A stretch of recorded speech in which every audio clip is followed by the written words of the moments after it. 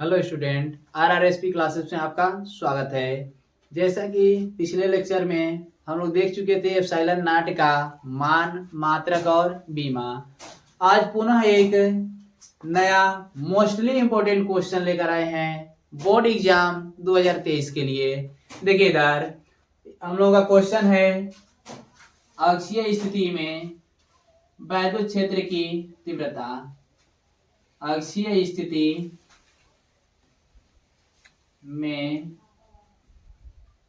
विद्युत क्षेत्र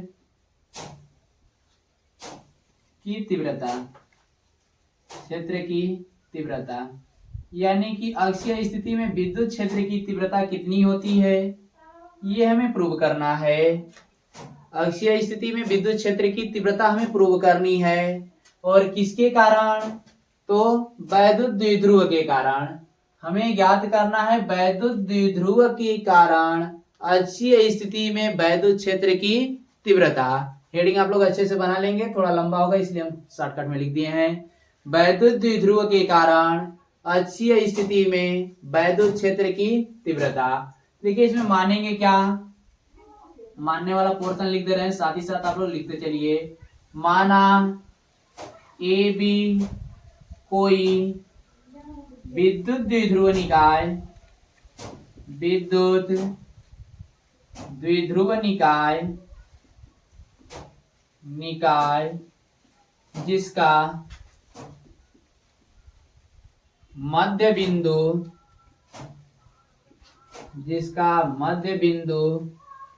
O है, यदि द्विध्रुव के दोनों आवेशों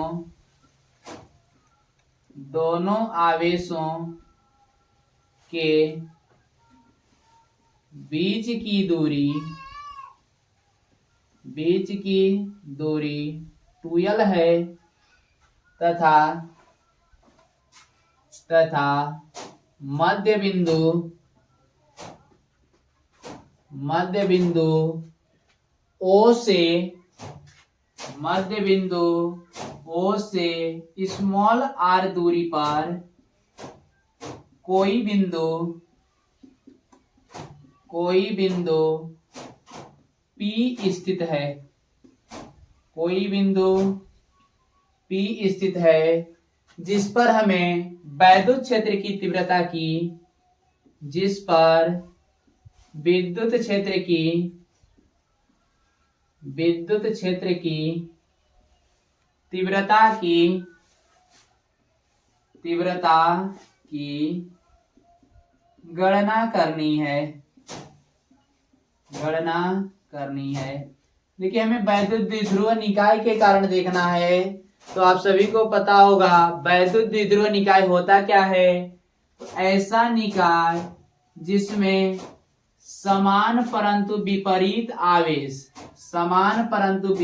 आवेश एक दूसरे से अल्पतम दूरी, और वह दूरी हम लोग माने हैं कितना माने हैं, तो 2l है। दोनों आवेशों के बीच की दूरी जो है वह माने हम लोग 2l, तो 2l दूरी है, और इसका मध्य बिंदु O है। तो जब मध्य बिंदु O है तो आधा दूरी इधर का l हो जाएगा और इधर की आधी दूरी l हो जाएगी।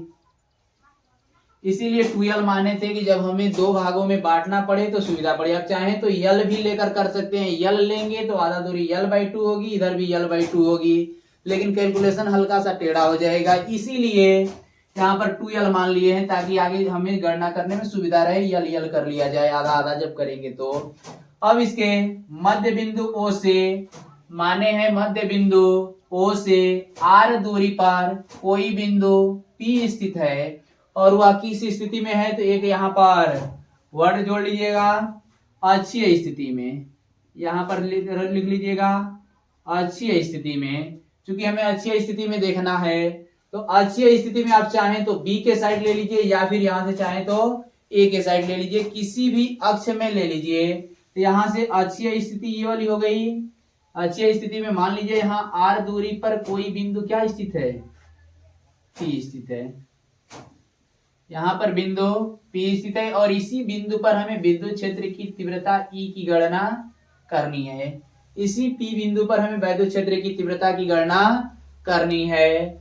अब हमें पता है, एक फार्मूला पढ़ाया गया है कि विद्युत क्षेत्र की तीव्रता जो है बिंदु आवेश के कारण कितनी होती है, तो E बराबर 1/4 पाई एप्सिलॉन नॉट Q बटे R स्क्वायर होती है। ठीक, तो आपका E बराबर होता है 1/4 पाई एप्सिलॉन नॉट Q बटे में R स्क्वायर, आपका बिंदु आवेश के कारण। तो यहां से जब माइनस Q आवेश के कारण निकालेंगे तो माइनस Q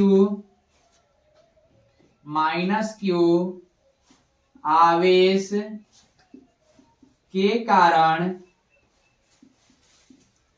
कारण बिंदु P पर विद्युत क्षेत्र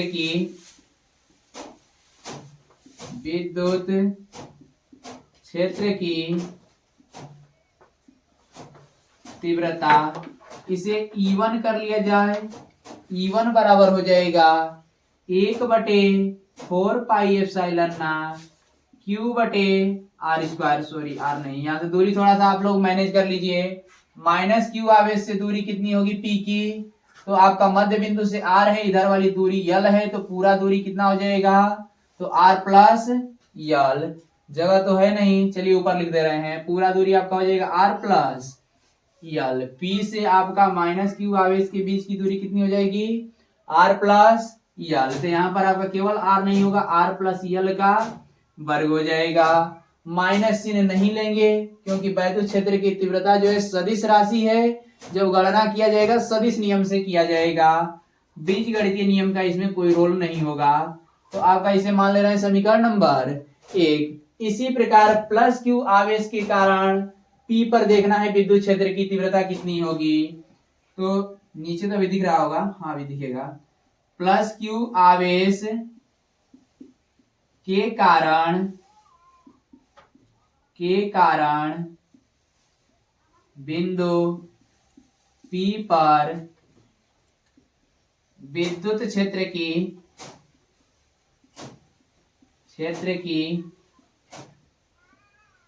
तीव्रता, विद्युत क्षेत्र की तीव्रता E2 का मान कितना होगा, तो इसके लिए तो पहले तो दूरी एडजस्ट कर लीजिए। आपका मध्य बिंदु से दूरी R है, ये वाली दूरी L है, हमें प्लस से दूरी चाहिए P की, तो R में से यदि L को घटा दें तो प्लस से दूरी पता चल जाएगी। यहाँ से मिल जाएगा 1/4 पाई एप्सिलॉन नॉट Q बटे में R माइनस L का होल वर्ग, बीच की दूरी R माइनस L होगी, R माइनस L का होल वर्ग, इसे मान लीजिए समीकरण नंबर 2।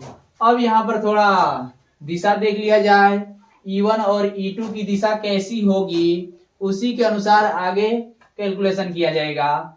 तो P पर जैसा कि आप लोगों को पता होगा कि विद्युत क्षेत्र की तीव्रता की जो दिशा होती है प्लस आवेश से बाहर की ओर होती है और माइनस आवेश से अंदर की ओर होती है। तो यहाँ पर यदि माइनस आवेश के कारण देखा जाए तो E1 की दिशा जो होगी P पर अंदर की तरफ होगी, और E2 की दिशा यदि देखी जाए तो प्लस के कारण बाहर की ओर होती है।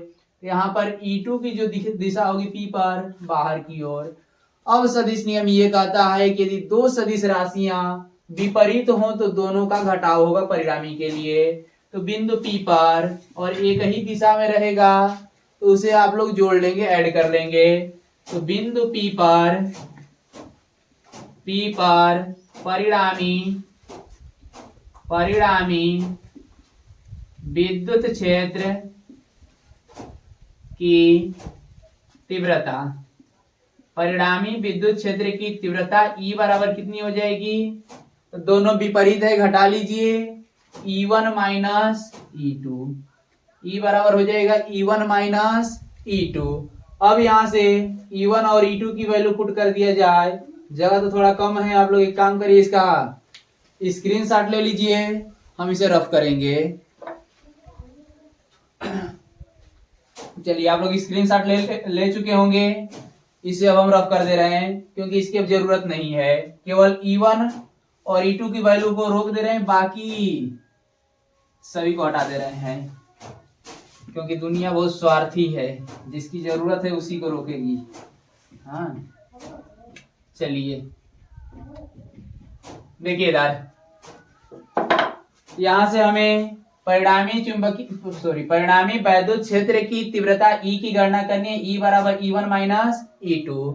यहाँ से E बराबर मिल जाएगा E1 की वैल्यू देखिए इधर निकाले हैं 1/4 पाई एप्सिलॉन नॉट Q बटे R प्लस L का होल स्क्वायर और माइनस E2 का मान आपका है 1/4 पाई एप्सिलॉन नॉट Q बटे R माइनस L का होल स्क्वायर।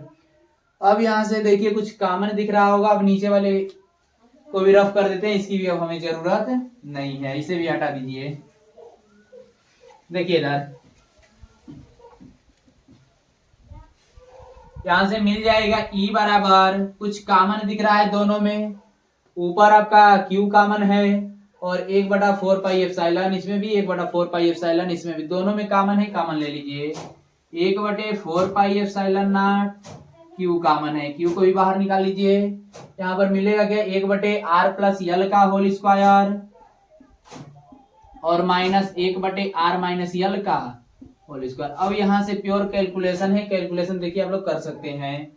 E बराबर 1/4 pi epsilon naught into Q, LCM ले लिया जाए, एलसीएम हो जाएगा R प्लस L का होल स्क्वायर और R माइनस L का whole square, R plus L का whole square into R minus L का होल स्क्वायर। तिर्यक यदि गुणा कर देंगे, क्रॉस मल्टीप्लीकेशन कर दीजिए तो R माइनस L का होल स्क्वायर और माइनस R प्लस L का होल स्क्वायर। अब यहां से आप लोग इसे तोड़ सकते हैं a माइनस बी के होल वर्ग पर और a प्लस बी के होल वर्ग पर। अब इसे ओपन कर लिया जाए, 1/4 pi epsilon naught Q, a minus B के होल वर्ग पर ओपन करेंगे तो R स्क्वायर प्लस का L स्क्वायर माइनस का 2RL हो जाएगा, माइनस a प्लस बी के होल वर्ग पर जब ओपन करेंगे R स्क्वायर प्लस का L स्क्वायर प्लस का 2RL हो जाएगा, बटे में आपका है R प्लस L का होल वर्ग इंटू R माइनस L का होल वर्ग। अब माइनस का अंदर गुणा कर दीजिए, E बराबर मिल जाएगा 1/4 pi epsilon naught into Q, R square plus का L square minus 2RL, minus का अंदर गुणा करेंगे चिन्ह बदल जाएगा, माइनस का R स्क्वायर माइनस का L स्क्वायर और आपका माइनस का मिल जाएगा 2RL। अब यहां से R स्क्वायर से आपका R स्क्वायर कट जाएगा L स्क्वायर से, बटे में हम लोगों का है R प्लस L का होल स्क्वायर, ज्यों का त्यों उतार लीजिए, और R माइनस L का होल स्क्वायर, ज्यों का त्यों इसे उतार लीजिए। अब इधर देखिए 1 में E बराबर मिल जाएगा आप लोगों का 1/4 pi epsilon naught into Q, इधर आपका R स्क्वायर से R स्क्वायर कट चुका है, L स्क्वायर से L स्क्वायर, माइनस का मिलेगा आपका 4RL बटे में R प्लस L का होल स्क्वायर और R माइनस L का whole square, R plus L का whole square into R minus L का होल स्क्वायर। जैसा कि आप लोगों को पता होगा कि वैद्युत क्षेत्र की तीव्रता सदिश राशि है, बीजगणितीय नियम का पालन नहीं करती है, तो यदि इस माइनस चिन्ह को हटा दें, केवल परिमाण ले लें, तो इसका परिमाण क्या हो जाएगा, यहाँ पर यदि आप E2 माइनस E1 किए होते तो माइनस चिन्ह पहले ही हट गया होता, यदि E1 माइनस E2 किए हैं तब भी कोई दिक्कत नहीं, केवल परिमाण आप इसका ले लीजिए, क्योंकि सदिश राशि जो है बीजगणितीय नियम का कभी भी पालन नहीं करती है, उसे दिशा के अनुसार ही देखा जाएगा। तो E बराबर 1/4 पाई एप्सिलॉन नॉट आपका कितना मिल जाएगा, माइनस को हटा दीजिए, 4RL इंटू Q को बाद में कर दे रहे हैं, बटे में R प्लस L का whole square into R minus L का होल स्क्वायर। अब यहां से चूंकि आप लोगों को पता होगा कि वैद्युत द्विध्रुव निकाय की परिभाषा होती क्या है कि जिसमें समान लेकिन विपरीत आवेश एक दूसरे से अल्पतम दूरी पर होते हैं, तो यल जो है 2l दूरी अल्पतम होती है, यल उसका आधा है और छोटा होगा, यानी कि r की तुलना में जो यल होगा बहुत ही छोटा होगा, लगभग नगण्य होगा, उसे नगण्य मानकर हटा दीजिए। आप लोगों को पता है कि जब बड़ी राशि में छोटी राशि जोड़ेंगे, जैसे मान लीजिए कि 5000 है और 5000 में 0.001 जोड़ रहे हैं, तो बड़ी राशि में कोई छोटी राशि को जोड़ेंगे या घटाएंगे तो मान में कोई ज्यादा प्रभाव नहीं पड़ेगा, इसलिए इसे हटा देते हैं नगण्य मानकर। तो यदि यल बहुत छोटी राशि है, नगण्य मानकर उसे हटा दीजिए। ई बराबर मिल जाएगा 1/4 पाई एप्सिलॉन नॉट। 4 को कर सकते हैं 2 इंटू 2, 4 को कर सकते हैं 2 into 2 into Q into L. R को बाद में कर लीजिए, बटे में यल को नगण्य माने हैं तो हटा दीजिए, मिल जाएगा आर स्क्वायर इंटू का आर स्क्वायर। एक आर से एक आर कट जाएगा। अब यहां से क्या मिलेगा, ई बराबर 1/4 पाई एप्सिलॉन नॉट 2। जैसा कि आप लोगों को पता होगा कि वैद्युत द्विध्रुव आघूर्ण P बराबर होता है 2QL। वैद्युत द्विध्रुव आघूर्ण P बराबर होता है 2QL। अब इस 2QL के स्थान पर यदि हम लोग P कर दें, 2QL के स्थान पर यदि हम लोग P कर दें तो 2 इंटू P बटे में आर स्क्वायर में आर का गुणा करेंगे तो आर क्यूब नहीं हो जाएगा। यही होता है अच्छी स्थिति में वैद्युत क्षेत्र की तीव्रता। आपको वीडियो कैसा लगा एक बार जरूर कमेंट करिए, और निरक्षीय स्थिति में वैद्युत क्षेत्र की तीव्रता भी इसी प्रकार से मोस्टली इंपॉर्टेंट है। अब अगले लेक्चर में यदि देखते हैं समय मिलता है तो उसे भी प्रूव करा दिया जाएगा।